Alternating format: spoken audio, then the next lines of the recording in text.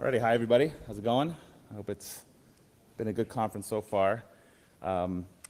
Before I get started, I always have to do this at every talk because that's required. Just have to put a nice disclaimer up here that says that all this research was done under personal time. This had nothing to do with anything I've done at work. I'm not here representing or speaking on behalf of my employer. Okay, so that's out of the way. So a little bit about me. I've always been into mainframes. I've been sort of a mainframe nerd. I watched the movie Tron, and that was sort of game over for me. I've always been into, how do I get access to this? I was a little hacker kid when I was younger and got in some trouble, not legally, of course, but thank God. So I've given lots of talks on the topic of mainframes.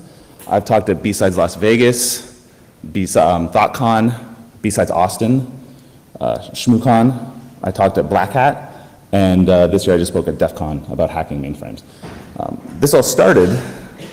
It was around 2012. Now, I've been doing mainframe security since 2005 professionally, and this all sort of started when we wanted to bring in someone from a company that's, I'm not going to name the company, it's going to be named Nameless Company, but I brought in a contractor because I wanted someone who was going to be able to really put our mainframes to the test, right? Like really get, like everyone pen tests, Unix, everyone can pen test Windows. I wanted someone to do the same thing for our mainframes to make sure they're really, really secure. Now the problem was I brought in a guy who was a PCI security expert, mainframe security guru, privacy expert, had so many certifications on his business card, it was amazing. ISO 27002 certifier, didn't really work out so well. Around my company, he was certainly the guy who didn't know what netstat does. Because I asked him, how do I get a list of open ports on a mainframe? And he said, you can't. And I said, that's ridiculous. There's no way. And I asked one of the mainframe operators, can you run a netstat command? He said, sure. And it showed me open ports. And he turned to me and said, hey, what does that command do? So that blew me away. So then I realized there's this huge disconnect between security and the mainframe world, even though the mainframe is sort of billed as this amazing security platform. Now, in the past, I've given talks. You've seen a lot of mainframe talks, and I only have my contact me slide up for maybe a handful of seconds. So right now I'm going to put this right here. So if you want to follow me on Twitter or send me a message or send me at tweet, I always reply. Any questions you have, I'll have an email address at the end. But this will be on every slide going forward, so in case you're wondering like, now I'm interested, now you can send me a tweet in case you're not interested already. So a little bit about this talk. You may have noticed in the background there's a mainframe screen. I'll talk about that in a second. I'm going to talk about mainframe concepts, and I'm going to give a brief overview about a breach that happened in 2012. And I'm going to talk about mainframe security concepts, and I'm going to go into detail about that breach. And then I'm going to talk about tools and attacks that I've developed over the years that you guys can use today to help pen test your mainframes. Now, you guys may have noticed this lovely green screen background. Anybody want to take a guess what this mainframe is, who it belongs to? Anybody? No guesses. Alrighty. Going forward, from here on out, this slide is going to change, and the background is going to change throughout the talk. And I'm going to put the domain name at the bottom there to show you who owns that mainframe. So this is a public internet-facing mainframe that belongs to the Pentagon, I assume. Now, what's funny is on a mailing list, someone said, there's no military exposed mainframes, and I sent them the screenshot. So it's going to change from here on out, and it's going to be different as we go forward. I'm not going to call it out. You guys can just observe what it is. So now I want everyone to picture this. It's springtime in Sweden, which I imagine looks something like this, or this. This is one of my favorite pictures, even though it says Finland. This guy's seen some snow. Like he's just, I've actually been to Sweden. I met some people and they told me it's actually a lot like this. Right? There's some sunlight. It's barbecue time. I'm wearing my shorts. I don't care if there's snow on the ground. So, I'm gonna ask you guys a quick quiz, a show of hands. Monitoring tools on a mainframe, sorry, not on a mainframe, just monitoring tools in general, they detect an anomaly, right? Which team do you think initially found the breach? Was it the security and incident monitoring team? Was it the expensive security software that we all have? Or was it the mainframe hardware usage operator? Anyone want to take a guess? How about show of hands for A? Nobody, wow. Show of hands for B. How about show of hands for C? Yeah, good job, all right. Everyone knew that there's no mainframe security products. A mainframe operator detected some heavy I/O usage from a sales associate who was trying to access a lot of files that they generally didn't have access to. And the files that they could access, they were then copying offline. That's very strange behavior, and so they called up someone. So I'm going to show a video. I think I have my audio. Oh, let's see. All right, let's see if this works here. So I've been told this is exactly what it was like. Mr. The Plague, something weird's happening on the net. As in what, you hapless techno-weenie? The accounting subdirector in the Gibson's working really hard. We got one person online, and the workload is enough for like 10 users. I think we got a hacker.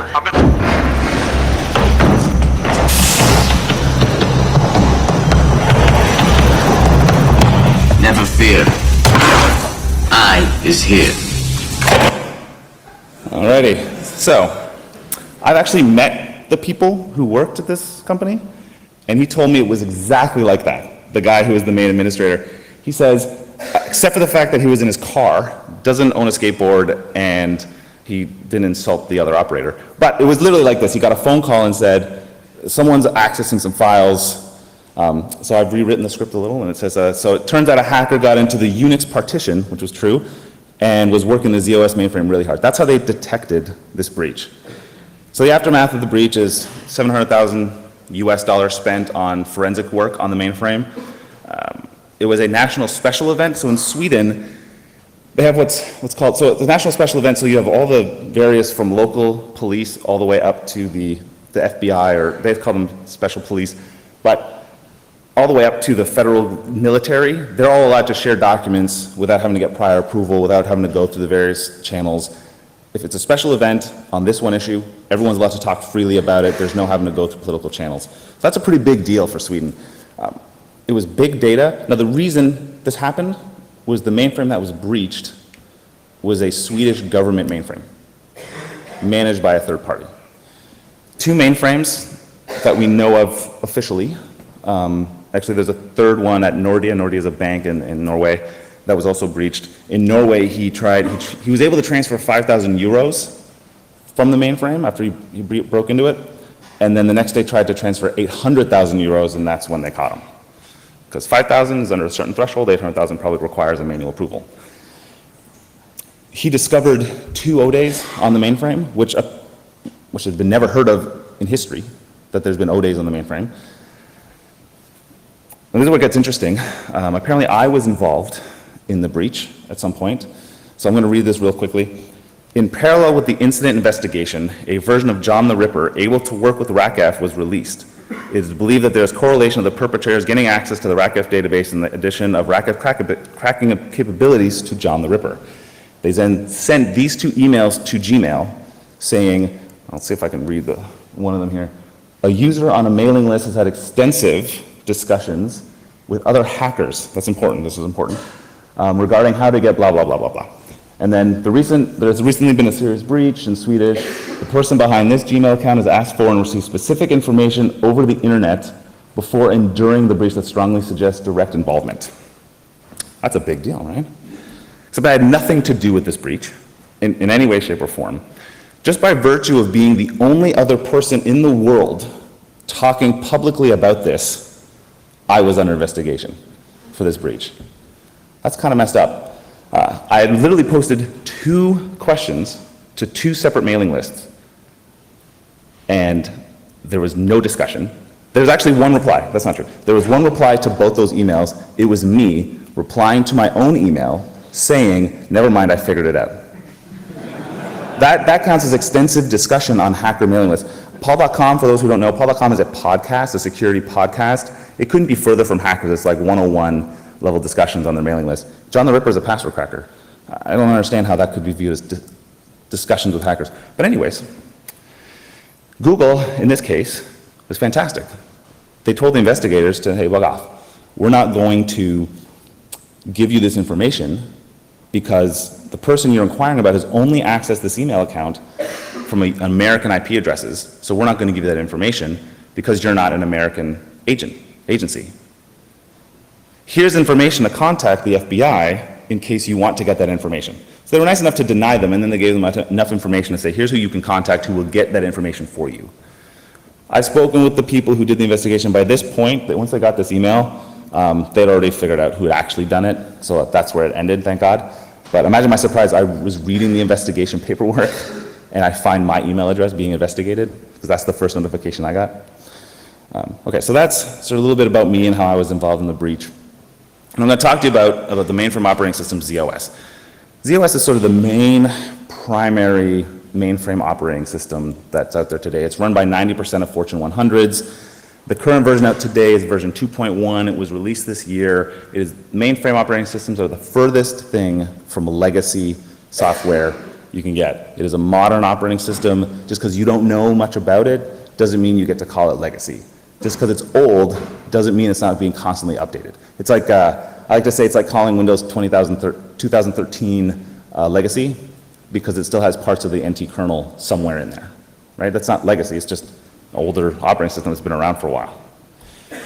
So all right, now you guys are going to be all experts after this slide on mainframes, okay? So it uses LPARs, TSOs, datasets, OMVSs, TN3270s, RACFs, JCLs, APFs, REXs, and TPXs.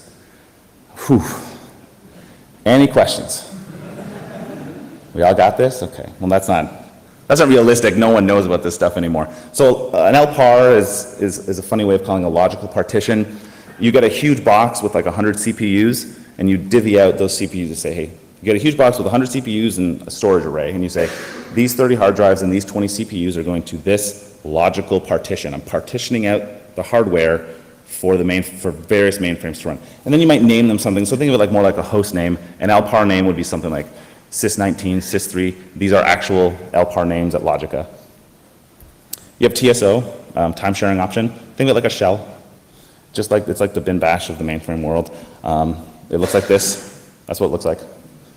It's not really, well that's okay. So it looks like this. And you can run commands. I like to say when I first started doing stuff on the mainframe is like when I first started using Linux 20 years ago, because I was a Windows guy. I was using MS-DOS, so I knew all those commands. I knew how to run stuff. And it took me half an hour to run Doom in Red Hat, whatever, really, really old version. So I like to say it's similar to this. I don't know any of the commands when I started. Now I know a bunch of commands and know how to navigate the file system, and which I'll talk about in a minute. You can execute commands. So here's one that just downloads an ASCII art. It was just a proof of concept so I could understand sockets and all that garbage. Ping, it's got network commands, it's got netstat. There's also a really nice GUI. Here's an example of me browsing files. So it's got a file browser built in. It's got a real nice file editor that does syntax highlighting. And later on when I'm in the speaker corner, if you want to talk about that, that's fine. I can talk about that failed experiment. That'd be great. I mentioned already they have files, so it's there's no concept of files on the mainframe. Think of it more, it's called a data set. That's about as far as I go. It starts with an HLQ, which stands for high level qualifier, and then the rest, which are other qualifiers. So here's an example of a data set. Here's the high level qualifier, and then here's the rest. Right? This is an example of a file on a mainframe. This is a data set. You also have the concept of folders. So on the mainframe, they don't call anything, because these terms didn't exist when they invented these things, right? There's no concept of files or folders. So they called it a data set with members. So this is a partitioned data set. And here's an example. You have an HLQ, you have the rest, and then you have what's known as the member. Now, instead of being tax, it could be tax 2009, it could be fill, it could be whatever members you want, but it's one data set that's divvied up into multiple partitions to have multiple files. So you have to think of it like a folder. You'll often hear mainframe operators talk about OMVS or USS. These are two very convoluted ways of saying Unix. Unix runs on the mainframe. It's needed for anything to do with networking. So if you have FTP running on mainframe, you're running Unix that powers TCP/IP. It's not, I mean, okay, oh, you guys can see the blue screen, that's great. It's just Unix. It's not that complicated. Netstat, let's see, traceroute. I can see my ID, uname, shows me the operating system. I mean, this is very familiar. I used to have a picture of the girl from Jurassic Park who's like, I know this, it's Unix. That's how I felt when I found this. It's like, oh, now I can do something. You may have noticed all the colors are kind of fancy. It's not a normal gray terminal that you're used to in Unix. That's because it's using extended telnet called TN3270. This is a plain text protocol. You can add SSL on top of it, but I've done a survey of internet mainframes, and only about 50% of them have implemented SSL to connect to the mainframes. And these are I don't know if you've seen like Nissan. I don't know why they're not encrypting, but anyways, it looks like this. Looks real pretty. You can sniff the packet straight off the wire with Wireshark. You can analyze it and do all kinds of stuff, and it's real great because they have an EBCDIC button, which is fantastic, so you can actually see it instead of, because this is garbage to me, but this is still garbage-y, because it's still hard to read, but at least it's in something I can read. And for those who care, there's my password for this mainframe right there. You can see it. But this is really hard to use, I mean, if you're doing an actual pen test, so I'll talk about that in a bit. RACF, Resource Access Control Facility, that's the primary product from IBM for controlling access to everything on the mainframe. It's the main security database, and it covers everything from access to files, access to resources, access to SUE, access to everything on the mainframe. It also has the password hashes, which are stored in this one database. If you're able to get access to this database, you're able to own the entire thing, because it gives you, basically, it tells you everything about security on the entire platform. It's like if you got a copy of the etc. or shadow file and then did a find on the entire file system and showed permissions. That's basically what getting this file is. But on top of that, controls access to networking resources and all the applications as well that run on the system. It's a fantastic database if you can get access to it. Everything on the mainframe is a job, and you control this through what's called JCL, or job control language. Think of it more like you're writing a bash script, so you have your shebang, and you have your interpreter, and then you have all the stuff the commands you want to run, and then the parameters that you want to run in the command. So here's an example. Here's the job card. So it's just sort of establishing everything that's going to run on the mainframe here. This is the program you want to execute. BPX batch executes code in the Unix partition. So instead of executing in TSO, instead of executing somewhere else, it'll execute code in Unix. And then the parameters you pass to it is what it's going to execute. So here's the parameters I'm running. Astute readers will see I'm running netcat, and I'm opening up a shell. And then you can also do comments, and you can also put typos in. And I didn't realize that until after I put this screenshot in here, so that's embarrassing. APF, or Authorized Program Facility. These are programs that are sort of, think of SetUID programs, sort of, there's no real direct connection. Basically, these programs are authorized to access any memory they want, which means they can change any memory, so they can change my username, they can change all kinds of things, right? They're very, very powerful. Everyone says if you're doing an audit, you need to check to see who has access to APF authorized libraries. Sometimes, you'll notice we talked about partition data sets. Oftentimes, vendors will deliver an entire partition data set because it's easy to transfer one file that has all these different members in it, and only one member needs to be APF authorized. But you cannot establish APF authorization on just one member. It has to be the whole data set. And RACF can only secure at the data set level. They can't give you specific files within the data set. So there's a little bit, so if you need access to one file in that data set, you have access to the entire thing, which means you can do some pretty funky stuff. Rex is a scripting language, very powerful on the mainframe, very similar to Python. It looks like this. It's not that complicated. It's got comments, string manipulation, functions, shell commands, sockets. I mean, it's great. I was all worried because I thought I was like, how am I going to write a program that does anything on the mainframe? I'm going to have to write something in C, and I don't know anything about this, and oh my God. And then I learned about Rex, and I was like, wow, this is fantastic. It's really easy to use. And sometimes PTX. Now, TPX is, back in the day, you couldn't have multiple connections to the mainframe, or if you had multiple mainframes that you needed to connect to, you install TPX, and then you would log into TPX, and then from there you could do session sharing between multiple mainframes. So instead of having to log off, say if I'm doing something on one mainframe, like, oh, I got to do something on this other LPAR, you don't have to log off and log back in to change. You can just swap between the two mainframes using TPX. Okay, that's it. Whew. Now we're all mainframe experts. Now we've got 10 years of experience under our belts. You know all there is to know. It's a lot of information, I realize. I have a blog that covers a lot of this stuff. It's tough. So I'm going to talk about the breach now and how it went down. In February of 2012, an attacker breaches what's known as Applicate AB. They're a subcontractor of Logica, Logica being the vendor who runs the mainframe for the Swedish government.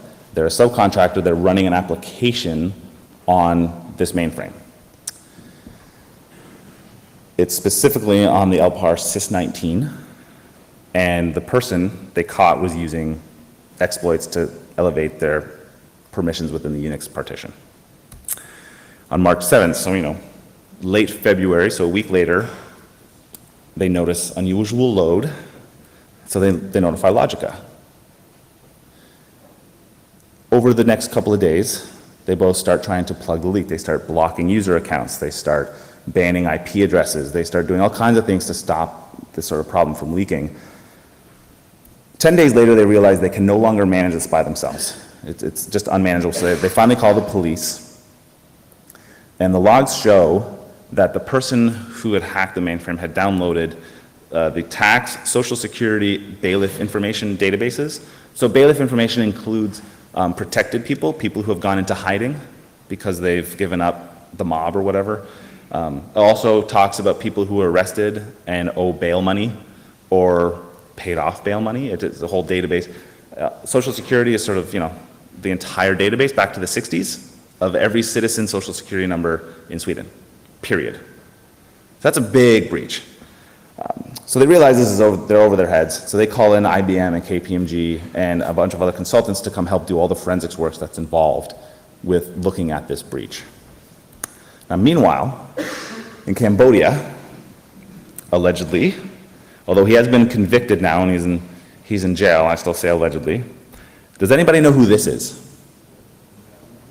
Anybody want to yell it out? I heard someone. Does anybody know who Anakata is? Yeah, someone said, of course. The Pirate Bay, if you watched Away from Keyboard, he's one of the founders of the Pirate Bay. So in Cambodia, he installed Hercules, which is his mainframe emulator for PCs. He installed version ZOS 104. That's a 10-year-old operating system, by the way. He wrote scripts and hacks using this 10-year-old operating system. He was slowly, over years, this breach didn't happen immediately. It was like a 3-year thing that he had access to the mainframe. Slowly, he's discovering mainframe weaknesses while he's testing it on his home machines. And he's eventually arrested and convicted for the Logica breach, and now he's actually on trial for the Nordea breach in Norway. Now, how did he do it? There's only a handful of information. IBM's really secretive about this. They don't like to talk publicly about breaches or about security vulnerabilities, but the Swedish government forced them to publish CVEs because of the severity of the attack. It was so bad, in fact, that IBM personally called mainframe operators Christmas Eve and said, you must install this patch now. There's no question. I don't care where you are, you're installing the patch. That's how serious it was to IBM. So that's CVE 2012. I'll talk about all these. There's really 3 approaches. There's CVE 2012 5955. There's an FTP command execution, which is not an exploit, it's just using the mainframe against itself. And then there's 5951. So this one, CVE 2012 5955, takes advantage of a weakness in the web server. It comes with a bunch of default CGI bin, where if you're using a shell CGI script, and you're using CGI parse to parse the query string in a post, it'll execute whatever commands are in there. It'll end whatever it was supposed to do, and it'll start executing the commands. So he wrote a little interpreter that you put in commands, and then it uses curl, so that's this at the bottom here. Oh, let's see here.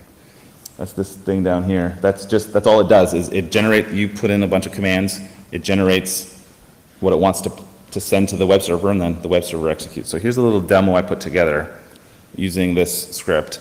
Now, everything in the breach was, first of all, not appropriate for children at all. But, and the next one is even better, but. So here, this is just through the web server that I'm doing this. And so he implemented all kinds of commands. So one is called sh, and you type whatever shell commands you want to run, and it runs the commands in the shell. Same with steal. Now, he had a thing with the Merchant of Venice. That's where that Shylock thing comes from. Here it's actually copying a file to the temp folder so that I can FTP it off later. And it creates a compressed version. It's really complex. It's really involved. I wonder, well, it's great though. It's amazing. Now, in addition to that, they found code called aptitup.jcl. Keep in mind this was back when APT was like a big deal. when he was doing this, so he was playing around. This is JCL that they found in the breach. You can see again, BPX batch that runs code in Unix, and he's running just this simple thing. One of the advantages of being the only other mainframe security researcher when this breach happened is people would send me things that they found or had connection to the case randomly. They're like, oh, I was talking to him on IRC and he sent me this file as proof that he was elite. So they would send me, and so now in FTP, you can actually get the FTP server to execute what you upload. So if you upload JCL and you tell the FTP server, hey, go execute this for me, it'll actually submit the job to be run. And that's a problem because a lot of mainframes expose the FTP interface to the internet. So if that's the only thing exposed, I can upload a file, then submit JCL to execute that file.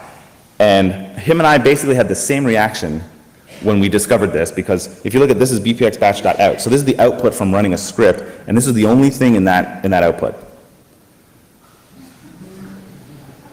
Spelling notwithstanding, I had literally the exact same reaction. When I figured this, I was like, wait, you can just do this?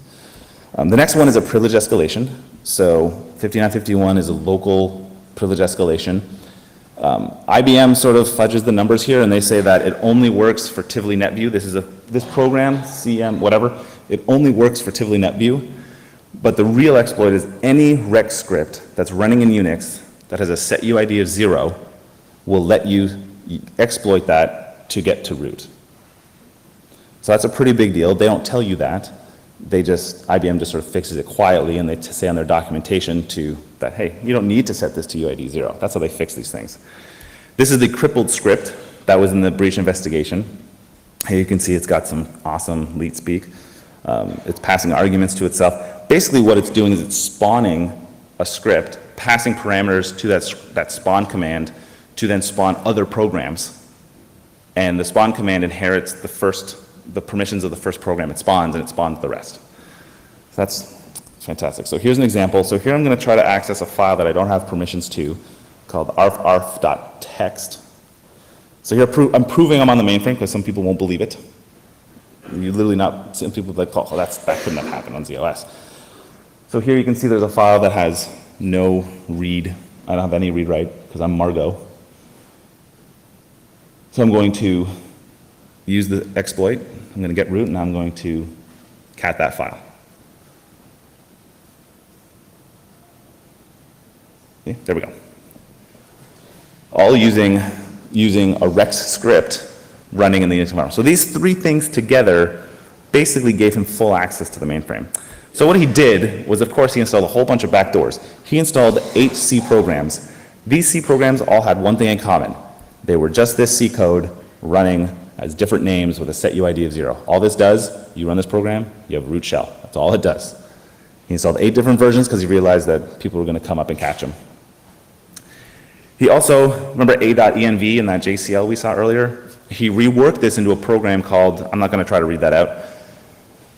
What this program did was, instead of passively doing stuff in Unix, it would phone home to a listener somewhere, and then he would type commands, and then it would interpret those commands and execute them on the mainframe environment, so we could do all kinds of cool stuff. I would love to get my hands on this program. It is probably locked behind so many doors that I'm never going to see it, but if you have it, I'd like to see it. Anyone watching online? I'd like to get a copy of that file. In addition to these custom backdoors that he was writing, he also did some very, very simple backdoors. He changed inetd. So all he did was change the inetd.conf file. So I did this on my own mainframe as well. Klogon's easy because it's 543. That's an easy port to remember. And I'm just executing as the user plague bin shell, and then I connect. Now you can't connect with netcat, and I'll talk about why in a minute, but that's exactly what was going on. He also installed, on top of this, he also installed a bunch of SSH keys, so you didn't even need to, so even if a user was revoked and they banned that, they said this user can't log in anymore, you can still use the SSH keys to access Unix. So even though the account's been revoked and denied access, you can still access the Unix partition using that account, using SSH keys. In addition to that, he took the RACF database, which I talked about earlier, and he stole 100,000 plus user accounts. Now, the investigators used John the Ripper to do a proof of concept on the database, and they were able to crack 30,000 accounts in a handful of days. And they found a file in the investigation called cracked4.out, which contained 100,000 username passwords. There was 120,000 accounts on the system. And two other files had 10,000 each. So he had cracked basically every single account on the mainframe. Using that, now he had backdoors, and he had every username and password. So he started giving admin privileges to other accounts on the system that weren't admins, because he knew the admins were going to change their password eventually when they found out he had breached the mainframe. So he was adding admin privileges to a bunch of other user accounts. He then used those accounts to mess around with the mainframe, but he also realized, like everyone here, if you have passwords on one system, those users are likely to use those passwords on different systems. So he used those same accounts on different systems to log into other mainframes and use the techniques he used on this to breach those mainframes as well. One of them was called SYS3.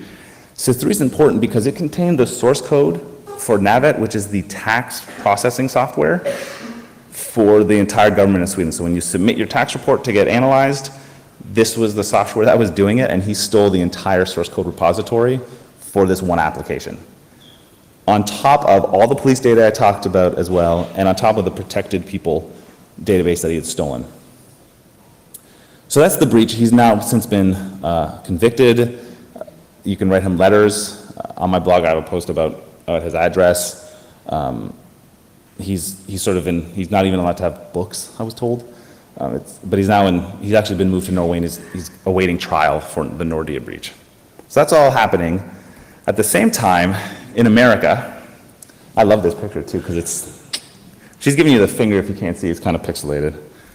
I was doing my own research at the same time, which is what got me in trouble. I had done some Nmap patches and some Nmap scripting. I was doing EtherCap updates. I had implemented with someone named Diru Kolia and Nigel Pentland. We had implemented a RACF database for John the Ripper, user numerator, a whole bunch of stuff. So I'm going to talk about that stuff now real quick.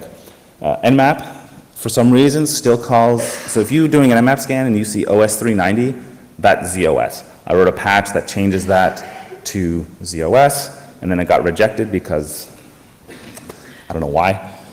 So it's on my GitHub if you want to use it. I also wrote an Nmap script that will take a screenshot. So the screenshots you see in the background there, those will, Nmap can actually take those screenshots for you. Use it with Diro as well. I broke apart how TSO works when you're connecting over 3270 and added the ability to steal, if you're doing a man-in-the-middle attack with EtherCap, to steal TSO credentials off the line. So there you can see me logging in with case into the mainframe. This is just a man-in-the-middle attack that I did as a demo. Like I said, for John the Ripper, RACF uses DES, and what I mean by that is it's not encrypting your password, because IBM knows that that's a no-no. What it's doing is it's taking your user ID as the salt and encrypting that salt with your password, with DES. Anybody want to guess what the key limitation here with DES in terms of password length? Anyone want to guess? You can't have more than 8 characters in your password, period. You cannot have more. IBM has implemented passphrases, which is 14 characters or more. And what they do is they just break it up in 8-byte chunks and run it through the same algorithm. Okay? But it's technically longer. But they're sort of stuck. Now there has been some talk that IBM is going to change this into a newer, more modern algorithm now. But that's the case. So adding that to John the Ripper, and John the Ripper now supports cracking RACF hashes. User enumeration, the login panel, which looks like this, which it's nice and funky looking. When you try to log on with a user ID that's invalid, this is the screen you get. Now what's interesting is it tells you straight up, this user is no good. Not that the username and password was no good, just this user doesn't have access to TSO. Now what they're trying to tell you is this account could exist and have access to something else, like Unix or Kix or TPX, but it doesn't have access to TSO. Now, I have not encountered many mainframe users who don't have access to TSO, especially the accounts I care about, right, like administrator accounts and whatnot. They'll have access to TSO. So I wrote a script called Psychotic, which goes through, I'm a little fan of ASCII. So it goes through, and it will, if you give it a user list file, it'll connect to the mainframe and it'll enumerate all the users on the mainframe using this screen. So it connects, gets to this screen, and just starts enumerating through users one by one until it's enumerated all the users. And then I wrote another script called fatso, which then takes the accounts that you've enumerated and then tries to brute force those accounts. Now, mind you, you will definitely lock out a bunch of accounts. If you don't want to DOS people's access to a mainframe, just do this on all the accounts more than 5 times. Everyone will be locked out from the mainframe and they'll be scrambling. So, but if you're trying to guess, there's common passwords that people have used. On the logic of breach, a lot of people use the words summer and winter as their passwords. Likely because they were scripts that were using those accounts to generate output for their summer and winter outputs, right? So they just put summer for one account and winter for another account. Now Netcat, I reworked Netcat version 110.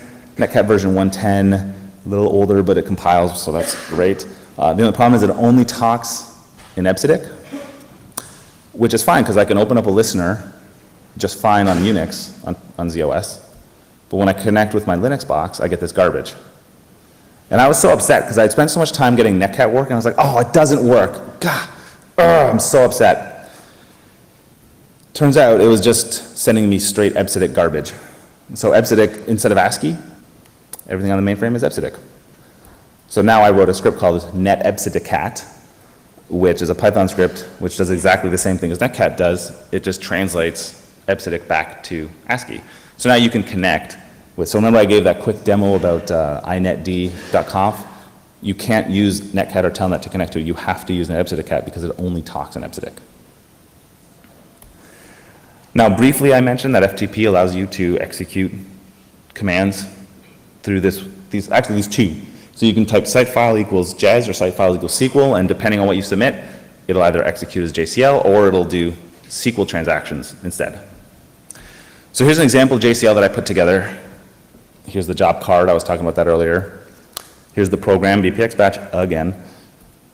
And here's the script I'm going to run. So what's happening here is I'm copying Netcat to Unix, then I'm going to make it executable, then I'm going to run it. And I'm doing this all over FTP. So here's what I'm doing. I'm switching to binary mode in FTP. This is all FTP. So I switch to binary mode, and then I upload Netcat. So Netcat's now on the mainframe waiting for me to use it. I switch back to ASCII mode. This is important. And then I'm going to type site file equals JES. Now I'm going to upload netcat.jcl, which was the JCL we saw on the previous slide. Keep in mind I only have access to FTP on this server. And then I'm going to use netEBCDICat to connect to the listener.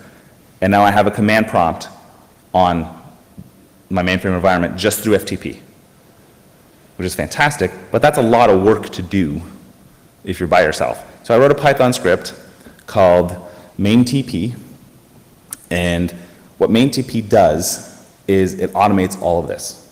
Now it doesn't use Netcat, it actually has, so what maintp does is it generates a massive JCL file with C code embedded in it, with Rex code embedded in it, and the shell code you want to run. And what it does is it submits the C code to be executed, so it compiles it first. So it's, and the C code is nothing special, it's just either a listener or a reverse shell. And you set those options through flags.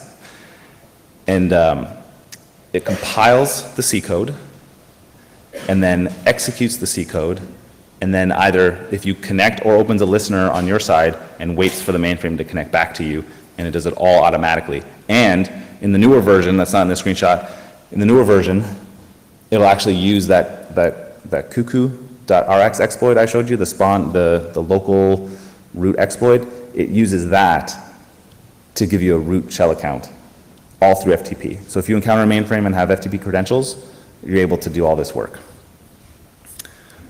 So that's all the tools I've worked on, and I bet you're wondering, well, this is great.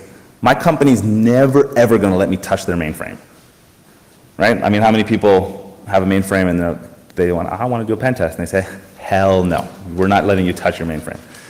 That's fine, because you can emulate the mainframe on commodity hardware like this. There's two ways you can do this. There's the illegal way-ish, and then there's the legitimate way. So there's Hercules, which is a free open source emulator which supports the Z architecture, right? It runs mainframe operating systems from ZVM and MVS back in the 60s all the way up to the current ZOS image that's running today. And you can run this on a laptop, you can run this on any kind of hardware. It's just memory and CPU intense. That's it. If you are working as a software developer, IBM calls them ISVs, or if you have a lot of mainframes, you're working for a large bank, or you're working for an airline or the government, you likely will be able to get access to what IBM calls RD, Z, and T, because naming things for them is real tough, apparently.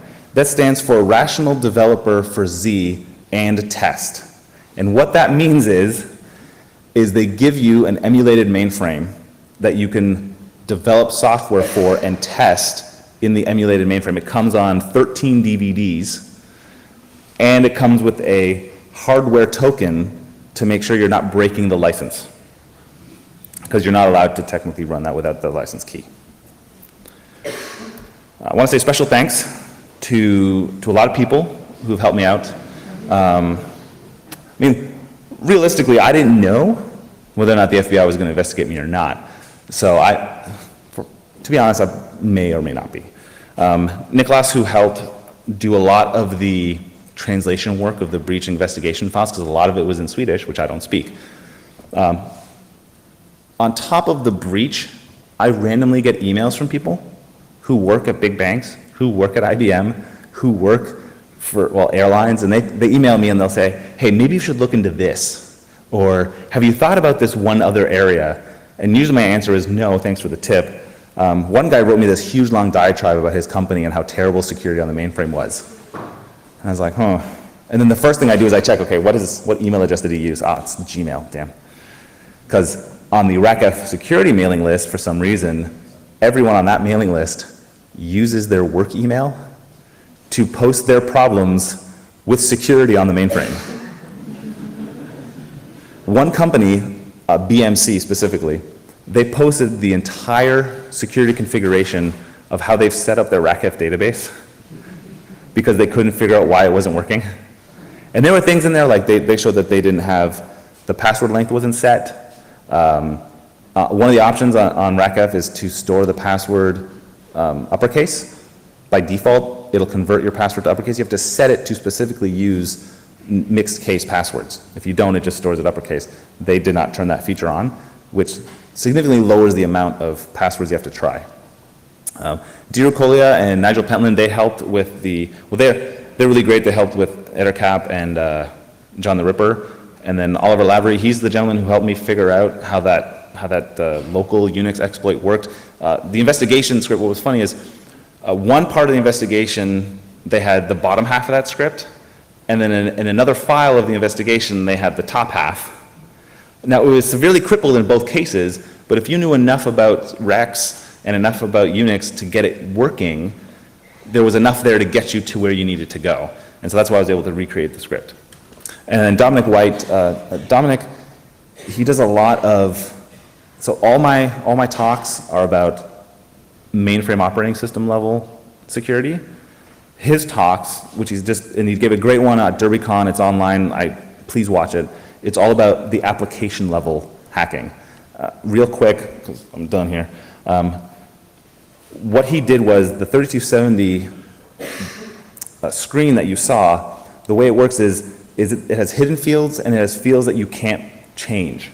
And that's set by the client. So the mainframe sends all this data and then says, okay, now hide this field, don't let the user see that, and hide this field, and then make these fields unchangeable. So all he did was prevent the client from setting those fields, and he was able to find some 0-day and some IBM software. And he gave a great talk about it. And so he talks about application testing. Think about, it's sort of like the Wild West in terms of security on this platform. If you have any questions, I'm going to be in the speaker lounge immediately after, because I think they're doing something else up here. And just come and see me. And I love talking about this topic. To be honest, I tell everyone this, I shouldn't be up here talking about this. One of you should, realistically. I shouldn't be the only one talking about this topic. I'm not some super elite hacker guy who writes shell script in his sleep. That's not me, but no one else is up here doing this. So please, if you're interested, come talk to me. I can point you out to the resources you need to get started. Thank you.